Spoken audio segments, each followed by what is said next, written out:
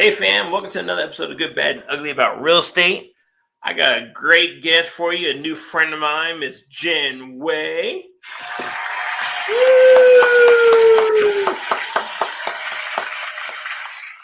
How you doing, Jen? Oh, so good with an intro like that. How do you be bad? That's great, man. Exactly. It starts off on a very positive note, happy note. Gets people going. Love the music going, right? And then all of a sudden, I bring someone like you on, so everybody loves it. So Jen and I are new friends, and wanted to share what she has going on with you guys. So on that note, Miss Jen, can you share everybody your journey? Like, what got you into real estate? Where you start? Absolutely. Well, first things first, thank you so much for allowing me the opportunity to speak with your audience. It's always a good day when I get to hop on a show, a YouTube channel, or a podcast and give away as much information as I can to help other people reach financial freedom like us. So thank you so much for having me. I appreciate the opportunity. Yeah. Um, who is Jen? Jen is somebody who has had to reinvent herself multiple times throughout her life, and for me, that's always been kind of the key to success and propelling forward. So I was a student down at the University of Miami, and I wanted to study dolphins, and nobody burst my bubble. Nobody told me that that's something that doesn't pay money. I didn't find out until I was graduating. So unfortunately for me, at the exact same time, the recession hit and the industry was decimated. So I had to figure out what I was going to do. A friend of mine showed up, showed me a real estate check. She'd got her real estate license, and that was her commission check. And I looked at it and I said, uh, that's a lot of money. And if she can do it, what could I do? So I ran off. I got my real estate license. I started driving people to 27.3 houses before they were actually able to buy one, and it was annoying and it wasn't a lot of fun. And the universe delivered me an answer. A wholesaler reached out, and there I was, and I converted to the dark side. Joined real estate investing, started doing some wholesaling with him, ended up moving out to Colorado, find a wholesaler out here. We wholesaled a lot of houses, and then we started buying them and flipping them ourselves. And then we saw that that was good money. So then we started buying them and holding them as rentals. And that was really good money. So we decided to venture into land. We started doing flipping just vacant land. We also did some, ground up developments, built some single family homes and some townhomes. And a couple of years ago, that was really great opportunity for about 10 years. The owner of the company decided to change direction, and I was standing there again saying, well, what am I going to do now? Been pretty good at sales throughout my real estate career, and so I decided it was time to just give that information to everybody else. Time to help other people close six-figure deals, teach them how to get sellers to say yes, how to make real money and get to where they want to be in life. So here I am, Jen Way, real estate sales coach, teaching people how to have genuine conversations with intent and purpose, and not be salesy, not be robots. My entire program is designed to teach you how sales is a flow chart, not a script. That is awesome. There's so much to dig into there. So uh, bear with me as I try to take each step lightly, right? So you first said that you were licensed and then turned into wholesaling. So when you decided to, as you mentioned, go to the dark side, did you keep your license active to help you with these deals, or did you decide to just let it go and just be a wholesaler? At first I kept it because investors specifically wanted to bid on HUD homes, which requires the buyer offer with a licensed realtor. So the HUD properties, those are the government owned ones, right? They've been taken all the way back. Yep. They aren't realtors, they aren't brokers. So they force the buyer to bring a realtor into the transaction. So it's handled that way. So Okay. I was just bidding on HUD homes for him. And persistence in real estate investing is always the key. We were able to, after submitting offers just like basically every single day, after a couple of months, they started taking offers that were like 17%, 20%, 21%. And so we really got some pretty great deals out of that situation just by being consistent. That's awesome. Okay, so let's see. You went to wholesaling and then you went into fix and flipping, you mentioned. most people that are trying to get into real estate, they have no clue, right? They're just starting from scratch, never bought a house before in some cases, uh, don't know contractors, don't know construction. How did you kind of navigate the waters learning how to do that? Did you lean more on your partner? Did you get a mentorship? How did you educate yourself so that you can invest that way? I was myself very, very lucky because I didn't know that I had spent my younger years of my life actually learning this stuff. My dad was a contractor. And Okay. so I watched him. I lived in flips. Like my family was house hacking and I didn't even know it until I'm much older and I'm looking back and I'm like, dang, my parents were smart, right? Yeah. So yeah, I had that in my head and I didn't even know it until I walked into the first one and then just saw it there, right? But here's what I'll tell you. For those people who don't have the luxury of being raised in it, you don't have a best friend who's a contractor, right? You're not in this business, you don't have a network yet.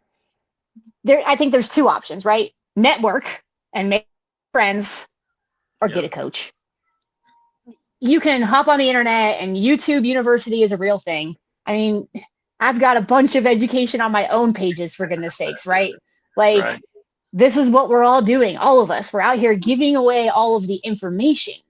The part people are struggling with, though, is doing it, implementing it, actually Right. knowing how to communicate, not just read lines off a piece of paper. So, listen, if you want it to take a longer time, YouTube University, excellent choice, right? Facebook, Instagram, get on there, find the people who are actually doing things, watch their content.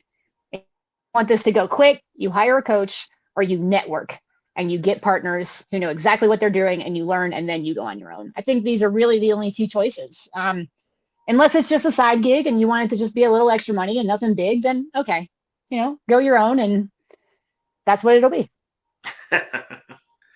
All right, so that brings me into your land flipping. That is something that I've been interested to get into, but I just really haven't made the time to learn how to or understand how that works. Right? I've been told it's very simple to comp them, or at least know what the value is by reaching out to realtors and stuff. But can you kind of give us a little bit of overview how somebody could go about investing in land? Investing in land is not significantly different from everything with houses, right? Yeah. The difference is it's just not improved land. So you're not assessing the value of something on bedrooms and bathrooms. You're assessing the value of it on what maybe could be done there, right? What's the Sure. value to somebody who wants to build, a builder, or somebody who wants to own their property and then pay a custom home builder? Maybe it's a large piece of land and it could be subdivided. It's really just about learning the specific details, and it's just a different set of questions. So you're not asking bedrooms and bathrooms. You're asking if the property floods or if there's lots of trees or if it has road access, or right, you're just asking a different set of questions. That's it. Right. Real estate investing at its very core, houses, land, I don't care what it is. When you're talking to property owners, in its core here, you have to find a problem and be the solution. That's how this works, right? Nobody wants our low ball offers. Nobody's banging on the door trying to get the least amount of cash that they can. That's not happening. Right. So you have to position yourself in the same way. I'm value, I'm this, I'm not retail guys, right? There's no contingencies, there's no this, there's no that. So you position everything exactly the same way. What I find with land to be maybe the biggest difference is that people are either running from pain or towards pleasure. With houses, it's almost always running from pain, almost exclusively. Right. With land, the other one comes into play, right? Sometimes it's just not a problem, but it's also not an asset to them. So what can they use that money for? What could they be able to do if they didn't have to deal with this property? Right. I would say that's really the biggest difference. Relying on realtors for pricing is you definitely want to do that a little bit more because the prices are not accurate like they are for houses. Um, there's always a way to calculate how much something is worth to a builder because they use a percentage of the retail sale later, right? So call some builders, make some friends, ask them what prices they're paying. It's not different than houses. It's just a different set. Just different questions, different types of people, but it's not different in general. So that sounds like the acquisition. How would you advise people to find a buyer for land? A couple of different options, and depending on the type of land you're getting, you're going to look for different types of buyers. But absolutely, 100%, the best way to make money in real estate is to be able to buy land and then resell it on a note. There is so much money to be made in this, so much money, because banks don't give people money for vacant land. Right. So they don't have a lot of choices. But it's the American dream to own land, no? Exactly. I'm paying monthly payment to somebody sold it to me on a note. There you I'm go, in. right? There you go. So if you as the investor can find property to just buy outright, and there's actually a lot of private lenders who are lending on land now too. Hard money loans used to be pretty exclusive to like houses. There are a Right. lot of people doing land loans now. So if you can get a piece of land bought, even if you're paying for that money, so you have a little bit of an interest rate, you just turn around and resell it on a note to the end buyer, the retail buyer. So they're Hmm. going to pay top dollar. You're going to be able to get it in at an interest rate that's higher. And instead of looking at 2 and 3 times your investment, you're looking at 5, 6, 7 times return on your investment when you're able to hold that note. That is absolute. If you can get there, you get there. My word of caution is don't overspend on buying properties and put yourself in a cash flow problem, though, right? So be careful. You need to Right. scale that the right way. But that is absolutely the end game in land, in my opinion. Okay. Good information. Now to get to your bread and butter, because you said you're a sales coach. So without giving away all your goodies, can you kind of give an overview of how you can help somebody um, with the skill sets that you teach them, how to do, get over cold calls or get over the fear of cold calls, or as you said, close more deals so that they can make this money. Because a lot of people get into real estate like, I'm living paycheck to paycheck. I want to get out of this, rat race. I just need to make some money so I can support my family. So just, 10,000 foot view, how you in your sales program can help somebody, um, you know, close more deals and make more money. Most real estate investors don't know how to just have sales conversations. Instead, they're relying on reading a script. My no script sales boot camp, and yes, it's called no script sales on purpose, right? Is Hmm. designed to teach investors that sales is a flowchart, not a script. When someone says something, there are certain points in your conversation where that means you take a left or you take a right? We don't always just keep going down the list of questions. It means we can qualify people faster, get off the phone with people who we shouldn't be on the phone with, and dedicate our time to people who are actually leads. It's about not being salesy or slimy, right? No used car salesman. Right. No no scripts for when somebody has an objection. You say this exact thing. Instead, we talk about how to eliminate objections before they're even brought up, right? Overcome objections before they become objections. You Sure. harness the power of the conversation and you can guide it to a place where you actually want to be, right? Right. And so I hate to say it so simply. It sounds trivial, but I feel like I'm just teaching people how to have human conversations again, how to just be regular people talking to regular people, how to find the problem, how to find the thing that they want, and be the solution to actually get them there. That's what Yeah. I'm doing out here. And that is the kind of the basic principle, right? Um, in the community that I'm in for real estate, we have this term "find the bunnies," which is basically trying to find what the true problem is, solve that problem, and the property, buying the property almost becomes secondary, right? Um, we say find the bunnies because Pace Warby is kind of like the one that started the community, and he tells a story where he had a seller who had huge giant bunnies in the backyard, and all these people wanted to buy the house, but nobody had a solution for her bunnies. And long story short, he found the solution, was able to relocate the bunnies so that she could move. She was so excited that even though his wasn't the best offer, she decided to go with him, because of he solved the problem, right? I can tell you, I had one conversation with a seller where we started talking about everything underneath the sun, like, sports games, and we like going to this place or that place, and an hour and a half later, she's like, we haven't talked about the house at all. It's like, well, I want to have a conversation with you. We can talk about the house if you like, you know, and so that's the kind of conversations that sometimes I have, that people just go, oh, well, we know each other now, so sure, I'll buy, I'll sell you my house, right? Yes, absolutely. It's interesting that you say that because I think everybody right now is looking at all of these fancy softwares and AI tools and all of this stuff to try and automate their sales. Sure. But at the end of the day, when you look at the biggest organizations, they all still have people sitting on the phone like me, Right. right? They may, like, that first initial response might be a robot, but when it comes to an actual lead, those people get on the phone with people because everybody knows. And if you don't believe it right now, you'll believe it eventually. You'll get there someday.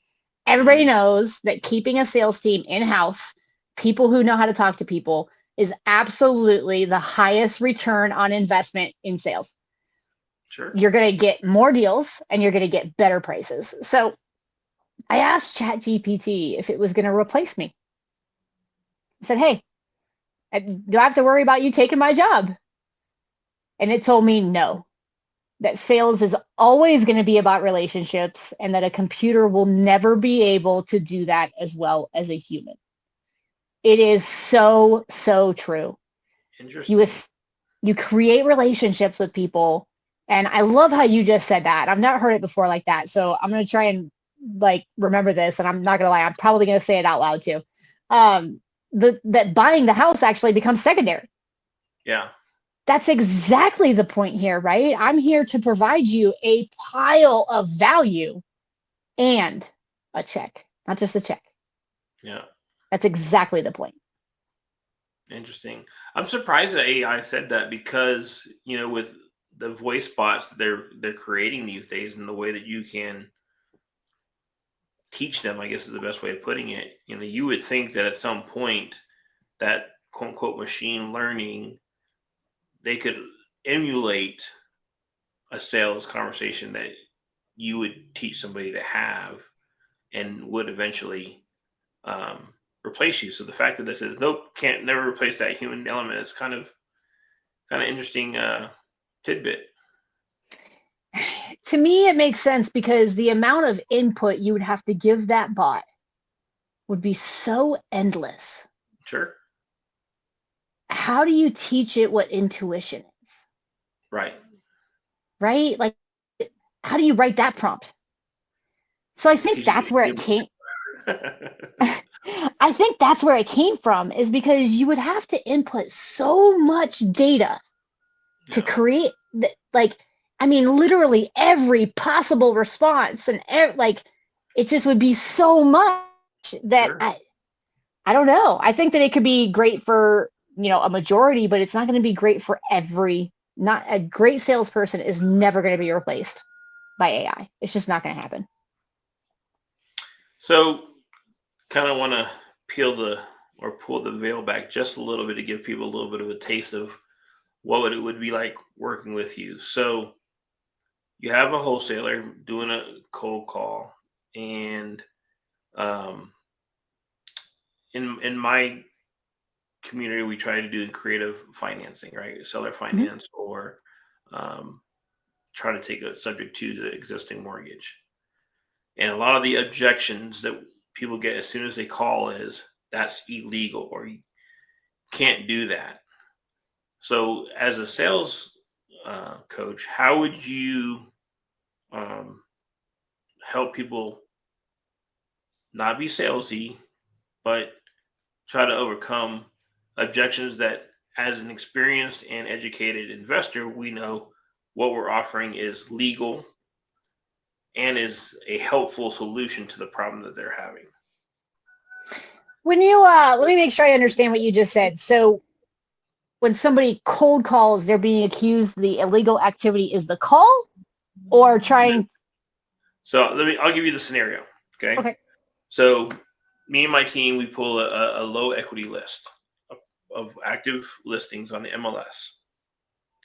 That means that, let's say the house is worth, or the mortgage is 300, but maybe it's only worth 310 on the open market, right? So it's very little there. If they go to sell it on through an agent, that 10K that's right there is eaten up, and they have to come to the table with a check just to sell their house. So we offer a subject to solution, or even a hybrid, where we take over the existing mortgage and then we maybe give them a little bit of money in their pocket, or we ask to finance their equity over time. But a lot of realtors have been advised that that practice is illegal. I've actually had a real estate lawyer on my podcast tell everybody it's legal, Okay. but they've been advised that it's not. So how would you help a cold caller or a person that's trying to offer a solution that the agent already has a preconception that it's not a valid offer? So first thing is that whenever somebody brings up an objection, the first thing we have to understand that it is not necessarily an objection, it is a concern, right? They're concerned about the thing. So we have to look at it that way, because this is a moment for us to understand get clarity on the concern. So it sounds like this is like later, right? Or at some point in the conversation, you've said, we'll take over payments. We'll do it subject to existing financing. And they say, oh, no, that's illegal. The first thing I'm going to say is, what is it that you're saying is illegal here specifically? That I take over your payments? You believe that's illegal? So I'm going to clarify it, make sure I understand exactly. Mm-hmm. And then I'm going to ask them who told them that? Sure. Who told you that? Right? Who told you that? Now, most of them are going to probably say, I saw it on a Facebook video, or some realtor said that somewhere. Okay, do you know this person? Like, I assure you, I have done a lot of deals this way, and if it was illegal, I'd be in jail, not talking with you on the phone right now. Sure. We're going to close directly through a title company. Okay, a third party licensed title company is going to handle this transaction. They have to comply with federal law. So if it's not legal, they're not going to do it. Oh, and by the way, I have a link to this podcast. Good buddy of mine named Jose. This is a big hot topic. So he had a real estate lawyer come out. Would you like a link to that too? I mean, I might even offer that, knowing that exists, right? Like, why don't you hear from a real estate lawyer? Yeah. But I think for me, it's about unpacking why are they saying this? Why do they feel this? So we find out specific what it is, get clarity, ask where they heard it, and then say, I've done a bunch of these. I'd be in jail if this was illegal. We're going to work through a title company. I'm not just going to show up with money and you hand me a deed. So, there's the legality of the process too. Right. And if none of that works, then I'm probably going to ask them if they have, if they have a specific real estate friend that could maybe come in, and like, I'm going to probably explore every angle I can if that stuff didn't work, right? But I found most of the time, anybody who thinks because I know there's a lot of people who think that, just calling and trying to buy your house, like it's illegal to just call them and buy it or send a piece of mail. Like, I've had people threaten me with the FBI so many times. So for me, it's always just been about unpacking with it, what's going on here, right? Finding out why they think it, what exactly it is, and then where they heard it is really going to make or break the rest of this conversation. Sure. If their best friend told them, I don't know how you overcome that, instead of, offer the podcast episode or something like that. But most of the time, this is just some random thing they saw on some random place on some random social media site. So you can just dismiss it. So the two ways I can overcome is one, I interview a real estate lawyer, so I can put that to bed. The other way I have had them overcome it is basically find a investor friendly realtor that can Okay. maybe a peer to peer, basically a colleague, right? That Okay. may be able to say, look, and because they operate in the same field, look, I close these all the time. I'm a licensed realtor just like you. And here's a title company that can show you. Here's a list of all the properties we've closed this way. You know, kind of just showing them proofs in the pudding type of thing. Yeah. And if they're open to even talking to somebody else, we usually end up closing that. If not right away, a few months down the road when their traditional or conventional way doesn't work, they Yeah. Right. remember, we're an option. So anyway, getting back to the podcast, right?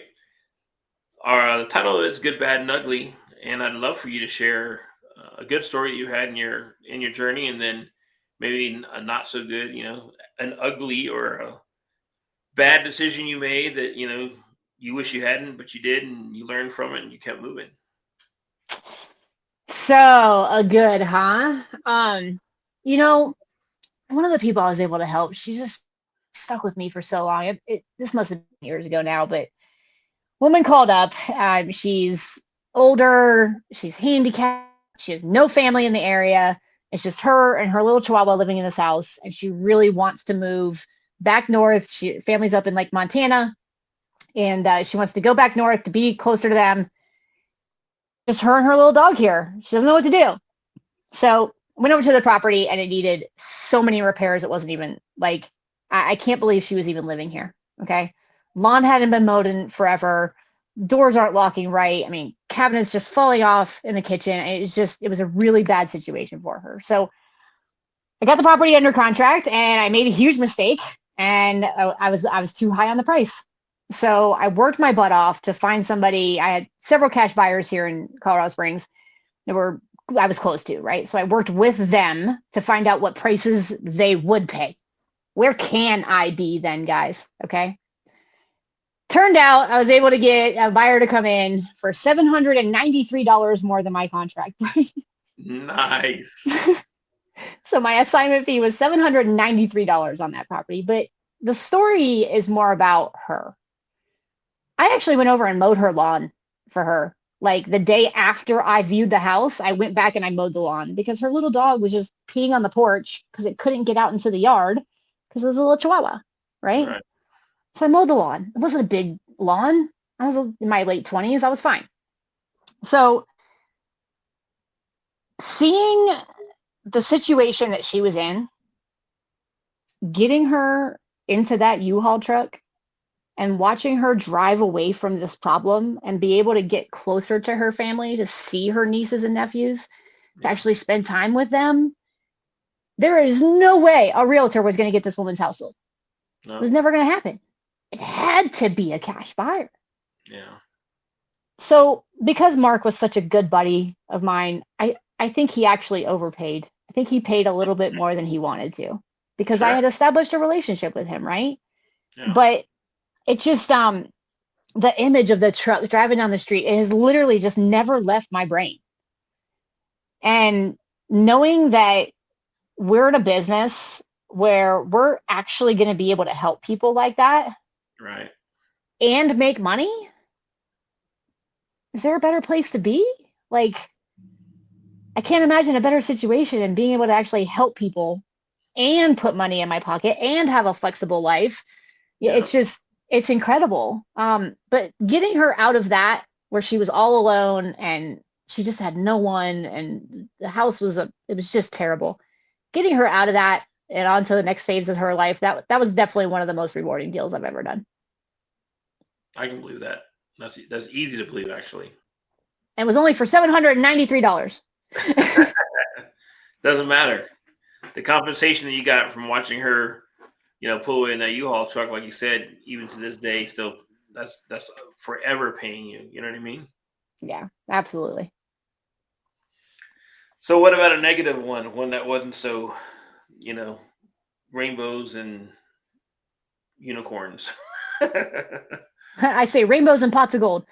There you Um, has to be the townhomes. Yeah, has to be early sun. So I got a really great deal on a piece of vacant land, and it was 2019. go. Okay. Had to put the syndication together because the purchase price was more than we had. So I'm working on bringing partners in, and actually, the gentleman gave me the option to actually put half down up front and then balloon payment for the balance 1 year later. So in that year, I'm out here getting partners. I got everything set up. We're all good to go. We've got plans drawn. We've got resale values on these townhomes that can be built here. We're going to make so much money. It's like not even funny. I mean, Colorado Springs was dying for affordable housing, so we knew they would sell real fast. The town Yeah. was offering incentives to actually build affordable housing. I mean, it was just such a good deal.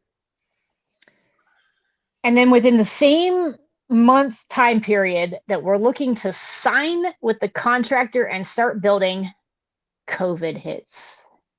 Nice.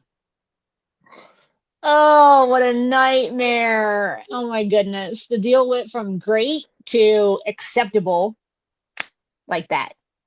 Yeah.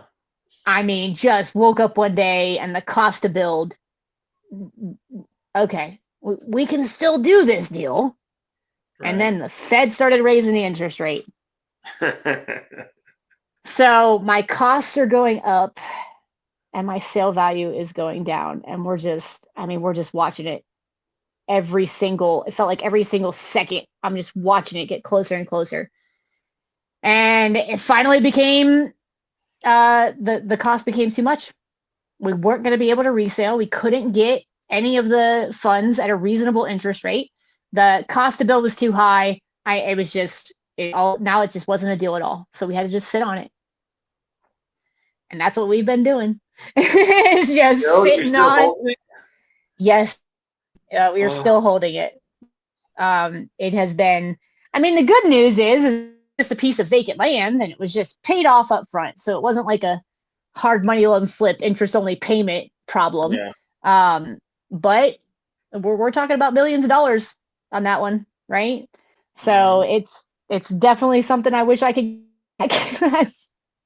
I wish we. It's one of those situations though where like I don't know what lesson to even learn from it because COVID did that, Sure. right? So how do you protect yourself from something like that happening? It was just a perfect Yeah. storm is unfortunately what I happened. don't But know if yeah, there is one because I mean nobody ever saw the interest going up. Nobody. If you would have told people that we were going to basically lock people down for almost 2 years and they couldn't go anywhere and do anything, people would think you're crazy. You yeah, know. yeah. So yeah, I don't know if you could. You can only just as you did. I think you buy it in a manner that let's just say you can't offload it that you're able to at least make the payments one way or another, whether it be from your own sweat equity or have other investments that are paying it for you. I guess is the only way to prepare or be ready for that. I mean, the good news is that we weren't overextending ourselves to do Yeah, the deal. Like that's like I'm really happy we didn't push a square peg through a round hole on that one, because then we'd be. I mean, it would have been rough. But no, so I think bringing in the business partners was the only reason that it didn't kill us for sure. Um, but yeah, that was definitely, and that's the thing about real estate, right? Is that happened, but I'm still here. So you get yep, into real estate, you better be able to roll with the punches because sometimes you're going to do everything right and things are still going to go wrong. sure. It's real estate, right? Well, that's why I call it work side. You never know what's going to happen over here. I So was just, yeah, I was talking to an investor this morning, and she said, she had lost some money. She was a private money lender on a deal, and I said, that's a badge of honor. That means you're actually taking action. I was like, in my world, my community, if you haven't lost money doing a deal, then you're not doing anything. You're not working because There's no way to invest in real estate and at some point not lose money. Not saying lots of money, although people do lose lots of money. But you know what? I've known people that have lost, up to $1 million in a deal, and then they, like you said, stand up, knock the dust off, come back, and then the next deal they're making 3 million. Exactly. So it's just resilience and understanding how the game is played, I guess. Yep, I agree. It's not about how many times you fall off the horse. You only have to get back up on it once more than you fall off. That's all. Just There once you go. more. There you go. So, you share with us your journey, real estate, flipping, land, and sales coaching. If somebody wanted to partner with you or somebody wanted to follow you for all of the education that you share through your Facebook and other social media, how can they get a hold of you? Well, the good news is there's, I think, 3 Genways in the entire world. So I'm easy to find. It's called Sales the Gen Way, Jenway. Uh, Best resource for all of you right now is definitely going to be my Facebook page. All right. So just look for Sales the Genway or Genway. That's my personal page. The link to the group is right on there too. I've got tons of content on there right now, exact strategies to deal with the person who just wants a price, or how to actually get the information out of people, how to position giving people permission to tell you no so that you can have more quality conversations, how to open the calls, how to close the calls. I mean, everything in between. Okay. I'm adding new content on there every day. There's some resources on there too. So Facebook is definitely the best. Same name across all platforms. I do have an Instagram and a YouTube. They they make me look silly right now because I haven't put a lot of time or effort into them. So Facebook's the place.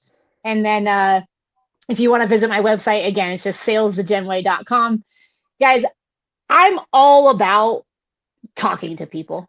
Okay. I'm the kind of person that live answers my phone. If I'm not in another meeting and my phone rings, I answer it. Nobody goes to voicemail if I can help it. Right. So if you're struggling to close deals, if you feel salesy, if you're reading a script and you're just not getting the responses you want a more natural conversation, reach out to me. Let's talk about where you're at. All right. I might be a great fit for you. I might be somebody who can help. I might not. I might recommend you to a different professional who's going to be a better fit. Either way, real estate is 2 things. It's marketing and it's sales. Be great at those 2 things. Don't worry about the rest of the noise yet. All right.